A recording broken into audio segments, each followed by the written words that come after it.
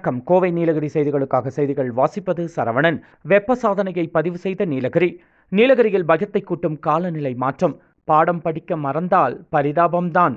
மரங்களே நம் விடியலுக்கு விடை. மரம் நடுவோம், வளம் பெறுவோம். இந்த பிரபஞ்சத்தின் அழகான அதிசயங்கள் பல்வேறு நாம் வாழ்கின்ற பூமியிலே காணப்படுகின்றன. அவற்றில் மரங்கள் தனித்துவமானவை, இன்றியமையாதவை, பாதுகாக்கப்பட வேண்டியவை. மனிதர்களைப் போல நகரவோ பேசவோ முடியாதவை என்றாலும் இவையின்றி மனிதர்களால் வாழ முடியாது. மனிதர்கள் துணையின்றி மரங்கள் வாழ்ந்துவிடும். ஆனால் மனிதர்கள் வாழ மரங்கள் மிகவும் அவசியமானவையாகும். பச்சை பசேல் என்று இந்த பூமியை அழகாக்கி எண்ணற்ற பல பயன்களை மனிதர்களுக்கும் பிற உயிர்களுக்கும் தந்து கொண்டிருப்பதனால்தான் மரங்களை நமக்கான வரங்கள் என்றே கூற வேண்டும். இந்த உலகத்திலே பல வகையான உயிரினங்கள் இங்கே வாழ்கின்றன. மனிதர்கள், விலங்குகள், பறவைகள், ஊர்வன, நீர்வாழ் அங்கிகள் என்ற எல்லா உயிரினங்களும் சுவாசிக்க பிராணவாயு எனப்படும் ஆக்சிஜன் மிகவும் அவசியமானதாகும்.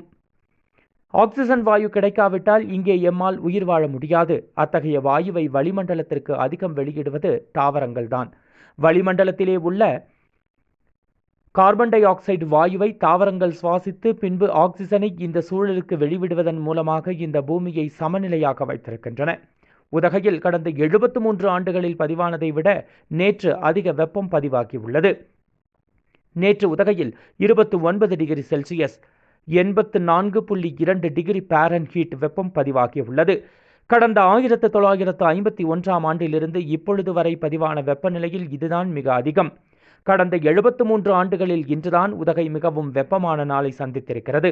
அதிக வெப்பம் குறித்து ஒப்பிட்டு அட்டவணையை வெளியிட்டது இந்திய வானிலை ஆய்வு மையம்.